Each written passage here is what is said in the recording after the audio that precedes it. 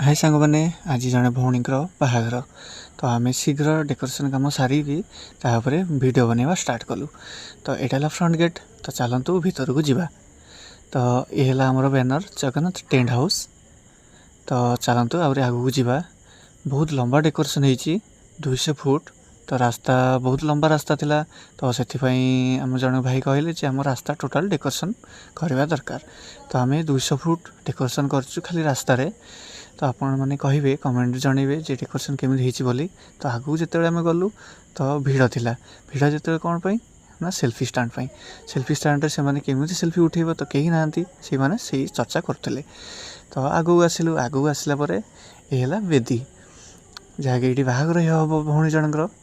तो वेदी देखिले आपण मैंने इला वेदी डेकोरेशन वेदी वेदी तो वेदी फुल कम सरला यहाँ स्टेज पड़ी जहाँकि बर आसिले स्टेज रे बसबे ये।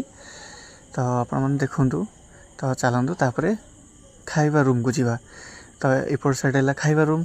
तो कार्तिक शीघ्र बाहर कहला आइले भाई आइले रेकर्डिंग पाई। तो ये आम भाई। तो चिकू कहला जे मु सबू डाइनिंग टेबुल पकई। तो डाइनिंग कभर भी मुझे पकई देखो सब डाइनिंग रे कभर पड़ी।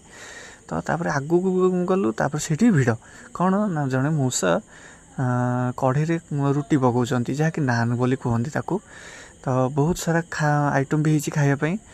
तो आसबे समस्ते इनवाइट।